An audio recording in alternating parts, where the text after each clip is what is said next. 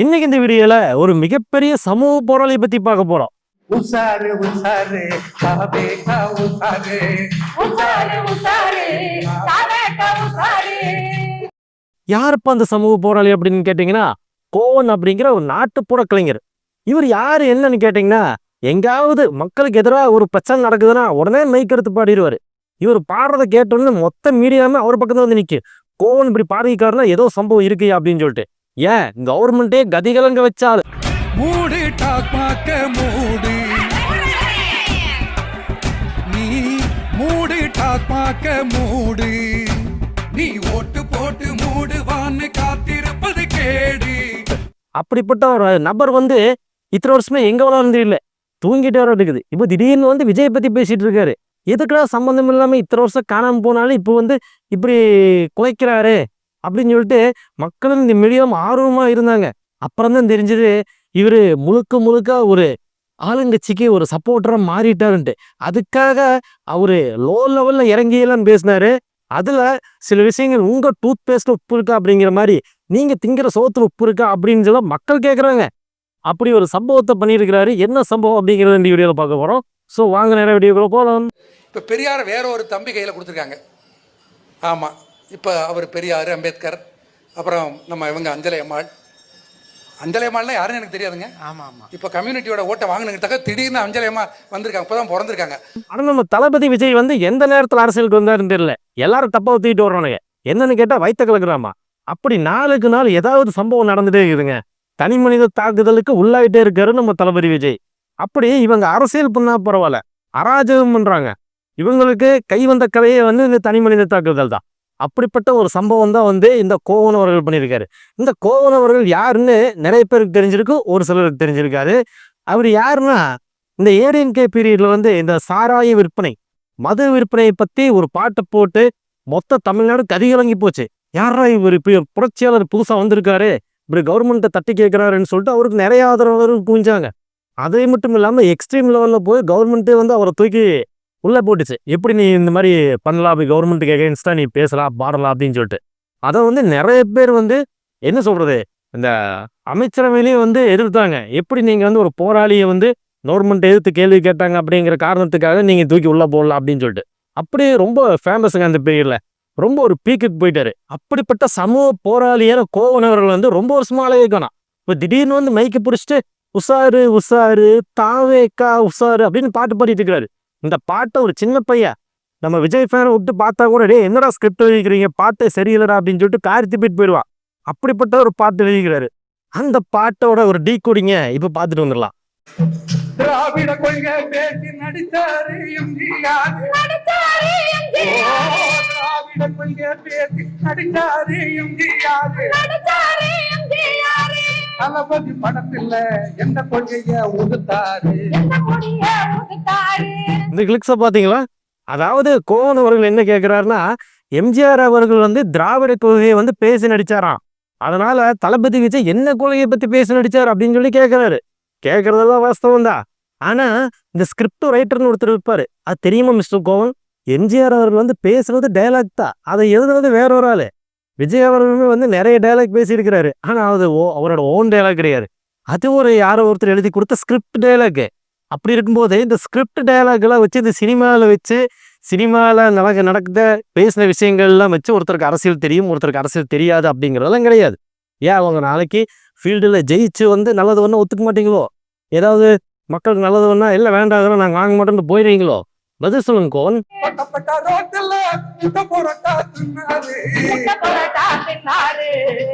ரஞ்சிதமே ரஞ்சிதமே குத்தாட்டம் போட்டாரு.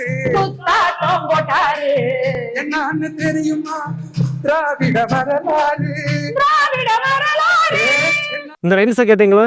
அதாவது தொட்டப்பட்ட ரோட்டு மேல முட்டை பரோட்டா அந்த சாங் ஆகட்டும், இப்போ ரீசெண்டா வந்து ரஞ்சிதமே சாங் ஆகட்டும், இப்படி இந்த பாடல்களை குத்தாட்டம் போட்டு விஜய் அவர்களுக்கு திராவிடம்னு என்னன்னு தெரியுமா அப்படின்னு சொல்லி நம்ம கோவன் அவர்கள் கேட்கிறாரு. வாஸ்தவம் தான். இதே நான் உங்களை கேட்கிறேன், எங்க இந்த திராவிடம் எப்படிங்க இந்த அளவுக்கு பாமர மக்களுக்கு தெரியற அளவுக்கு ரீச் ஆச்சு? கலைஞர் அவர்களும் அறிஞர் அண்ணா அவர்களும் இல்லைன்னா இன்னைக்கு திராவிடங்கிறது எல்லாமே போயிருக்கும். அது தமிழ் சினிமான்னு ஒரு என்ன சொல்றது, ஒரு எக்யூப்மெண்ட் இருந்தனால தான் வந்து இன்னைக்கு திராவிடத்தை இந்த அளவுக்கு மக்களுக்கு கொண்டு போய் சேர்த்துருக்குறாங்க. அதுக்கு தமிழ் சினிமா மிக முக்கியமான காரணம். அதனால விஜய் அவர்கள் வந்து இந்த 2 பாட்டு குத்தாட்டம் போட்டாரு, அவர்களுக்கு கொள்கை பத்தி தெரியாது அப்படின்லாம் நீங்க நினைச்சிடக்கூடாது. எம்ஜிஆர் அவர்கள் என்ன பண்ணாரு, பல படம் எடுத்து பாருங்க. ஏன் அவர் ஒரு முதலமைச்சராகி மக்களுக்கு நல்லது செய்யலையா? ஏன் விஜய் அவர்கள் செய்ய மாட்டாரா? பதில் சொல்லுங்க கோவன். சங்கி பேக்ரவுண்ட் பொதுச் செயலாளரு சங்கி பேக்ரவுண்ட் பொதுச் செயலாளரு அதுக்கப்புறமா இவங்களுக்கு ஃபேவரா இல்லாம தனி கட்சி ஆரம்பிச்சா ஏதாவது ஒரு கட்சி கூட டைப் பண்ணி பேசுவாங்க. அப்படி பேசுறது தான் வந்து பிஜேபியோட சப்போர்ட்டர்ஸ் அப்படின்னு சொல்லி இன்னைக்கு விஜய் பத்தி பேசிட்டு இருக்காங்க. ஆல்ரெடி விஜய் அவர்கள் வந்து ஸ்ட்ரைட்டாகவே மாநாட்டிலே சொல்லிட்டாரு, எங்களுக்கு கொள்கை எதிரி வந்து பாஜக, அரசியல் எதிரி வந்து திமுக அப்படின்னு சொல்லியாச்சு. அப்படி சொன்ன போது முடமாட்டேங்கிறானுங்க. இல்லை நீ பிஜேபியோட B team, A team, C team அப்படின்னு சொல்லிட்டு இருக்கானே. ஏன்னா இவங்களுக்கு என்ன பண்ணுறதுன்னு தெரியல. என்ன குற்றச்சாட்டை வச்சா மக்கள் வந்து அவங்க பக்கம் போகாமல் நம்ம பக்கம் வருவாங்க அப்படின்னு சொல்லிட்டு அப்படியே வலையை வீசுறாங்க. ஆனால் எதுக்குமே அசர்ற மாதிரி இல்லை. அவங்க தெளிவாக சொல்லிட்டே இருக்காங்க, பாயிண்ட் அடிச்சுட்டே இருக்கிறாங்க. ஒரு தெளிவான பேச்சு தான் இருக்குது. அவங்க வந்து எந்த மாநாட்டிலையும் சரி, இப்போ ரீசெண்டாக கோயம்புத்தூரில் நடந்த என்ன சொல்கிறது, இந்த பூத்து ஏஜென்ட் மீட்டிங் ஆகட்டும், எல்லா இடத்துலையும் தெளிவாக தான் பேசுகிறாங்க. ஆனால் மற்ற கட்சிகள்லாம் பார்த்தீங்கன்னா என்ன பேசுறதுன்னு தெரியாமல் பயத்தில் உளர்றாங்க. அப்படி ஒரு தாக்கு தான் போயிட்டு இருக்குது. அப்படிப்பட்ட ஒரு ஒரு என்ன சொல்கிறது, அப்படிப்பட்ட ஒரு கட்சியின் ஒரு ஏவுகோலத்தை வந்து இந்த கோவனர்களை பயன்படுத்திட்டு இருக்காங்க. அவரும் பார்த்தீங்கன்னா அந்த அவருக்கு எழுதி கொடுத்த ஸ்கிரிப்ட்லேயே கொஞ்சம் சொதப்பில் இருக்குது. அது கடைசியாக இவருக்கு வந்து இவர் பேசுறது அதை விட சொதப்பில் இருக்குது. கலர் சிவப்பு மஞ்சள கலந்து பாரு, காவி வருது சித்தப்பு, காவி வருது சித்தப்பு. இந்த லைன்ஸை கேட்டீங்களா? அதாவது இந்த சிவப்பு கலரையும் மஞ்சள் கலரையும் மிக்ஸ் பண்ணா காவி கலர் வருதாமே. இது எப்படி ஒரு கண்டுபிடிச்சாரு?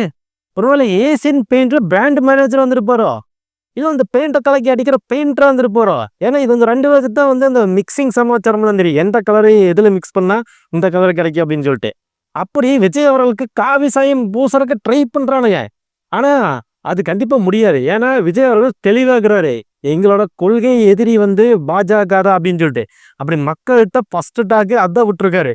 நாளைக்கு எங்காச்சும் போய் பிஜேபி கூட டையப் வச்சாரு, கார் திப்பிடுவாங்க விஜய் மூஞ்சி மேலே. அப்புறம் சினிமாவுக்கு வந்தால் படமும் போகாது. நிறைய நடிகர்கள் வந்து சினிமாவை விட்டு அரசியலுக்கு வந்து திருப்பி சினிமாவுக்கே போக முடியல. ஏன்னா அந்த அளவுக்கு ஒரு கேவலமான ஒரு ஒரு பிளாட்ஃபார்ம்னா அது அரசியல் பிளாட்ஃபார்ம் தான். அங்கே வந்துட்டு போனால் சொந்த வீட்டுக்கும் போக முடியாது, வேற வீட்டுக்கும் போக முடியாது. அதனால விஜய் அவர்கள் தெளிவாக தான் இருக்கிறாரு. அதனால பிஜேபியோட டையப் கண்டிப்பாக வைக்க மாட்டாரு அப்படிங்கிறதுல தெளிவாக இருக்காரு. மக்களும் தெளிவாக தான் இருக்காங்க. யாராவது பொய் பேசிட்டு இந்த மாதிரி காசு பணம் சம்பாதிக்கிறதுக்கு வேண்டி மக்களை இன்ஃப்ளூயன்ஸ் பண்ணாங்கன்னா அடி தர்மடியாக தான் விலகும். அதனால அதில் அவங்க கரெக்டாக இருப்பாங்க அப்படிங்கிறது என்னோட கருத்து. விவரம் தெரியாம தமிழ்நாட்டில் பெண்களுக்கு பாதுகாப்பு இல்லையா தம்பி? நான் ஒன்று சொல்றேன், உன் வீட்டில் உன் மனைவிக்கு பாதுகாப்பு இல்லைன்னு சொல்லி தான் உன்னை விட்டு அந்த புள்ள ஓடிச்சு. முதல்ல அதை புரிஞ்சுக்க.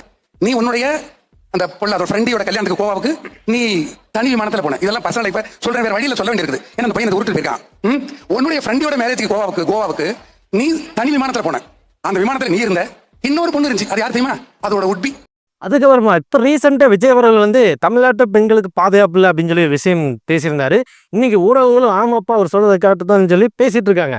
அப்படிப்பட்ட சூழ்நிலையில விஜய் அவர்களை தாக்கணும் அப்படிங்கிறதுக்காக இந்த கோவன் அவர்கள் என்ன பேசுறாருன்னா, அவரோட ஒய்ஃபே வந்து இவர்கிட்ட இருந்து பாதுகாப்பு இல்லைன்னு சொல்லிட்டு ஓடி போயிடுச்சா அப்படிங்கிற மாதிரி பேசுறாரு. அது மட்டும் இல்லாமல் கீர்த்தி சுரேஷ், அதாவது விஜயோட கேர்ள் ஃப்ரெண்டு கீர்த்தி சுரேஷ், அவங்களோட மேரேஜுக்கு இன்னொரு கேர்ள் ஃப்ரெண்டை கூப்பிட்டு தனி விமானத்தில் போறாரு, திரிசாவை கூப்பிட்டு போறாருன்னு சொல்லி பேசுறாரு. ஏப்பா அவர் யாரை கூப்பிட்டு போன என்ன?